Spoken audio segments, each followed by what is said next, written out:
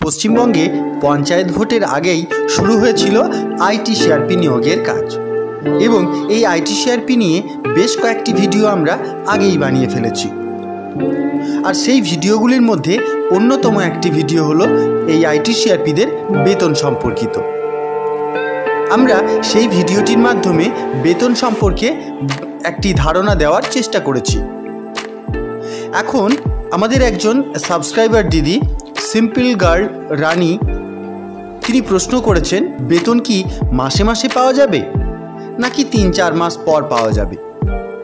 আশা করি এই প্রশ্নটি অনেকের মনেই ঘুরপাক খাচ্ছে, বিশেষত যারা এসএইচজি রিলেটেড কোনো কাজের সাথে যুক্ত।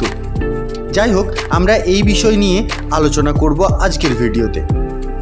তবে ভিডিওর মূল পর্বে প্রবেশ করার পূর্বেই প্রত্যেকবারের মতো আমি অনুরোধ করব, যদি আপনি আমাদের চ্যানেলে প্রথমবারের জন্য এসে থাকেন তাহলে অবশ্যই চ্যানেল সাবস্ক্রাইব করে আমাদের সাপোর্ট করুন এবং ভিডিওটি এত শেয়ার করে দেবেন যাতে সমস্ত আইটিসিআরপি পদপ্রার্থীর কাছে পৌঁছে যায়।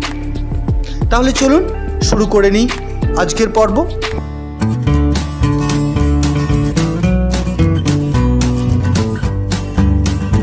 যে সমস্ত দিদিরা আনন্দধারা প্রকল্পের বিভিন্ন পদে কাজ করছেন বা করেছেন, তারা প্রত্যেকেই কিন্তু সরাসরি তাদের পারিশ্রমিক বা বেতন পান না।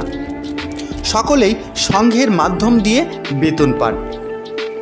তাদের বেতন পাওয়ার সিস্টেমই হলো যে তারা প্রথমে নির্দিষ্ট একটি ফরম্যাটে সংঘের কাছে তাদের অনারোরিয়াম বা বেতন বা সাম্মানিকের জন্য আবেদন করবেন।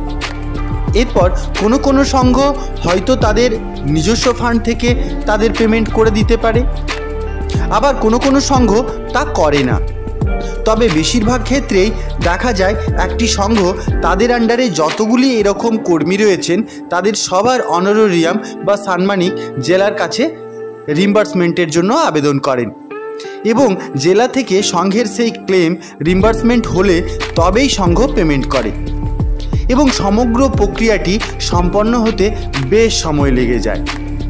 সুতরাং এটা বলা যেতেই পারে যে মাসে মাসে সাম্মানিক পাওয়ার বিষয়টি কিন্তু সম্পূর্ণ অনিশ্চিত একটি ব্যাপার। তবে আমি আমার বেশ কিছু অভিজ্ঞতা থেকে এটা শেয়ার করতে পারি আপনাদের সঙ্গে যে সংঘ থেকে বেতন পেতে অনেক ক্ষেত্রে বছর ঘুরে যায়। সুতরাং আমি সমস্ত আইটিসিআরপি দিদিদের এটা বলতে পারি যে মানসিকভাবে অন্তত তৈরি থাকুন, এটা ভেবে যে আপনি মাসে মাসে বেতন পাবেন না। তবে এটা ঠিক, আপনি বছরের শেষে হলেও সমস্ত বেতনটা একবারে পেয়ে যাবেন, সেটাও অনেকটা মোটা টাকা, আপনার একটা বড় কাজে লেগে যেতে পারে। যাই হোক, আশা করি বোঝাতে পারলাম আপনাদের এই বেতন সম্পর্কিত প্রশ্নটি।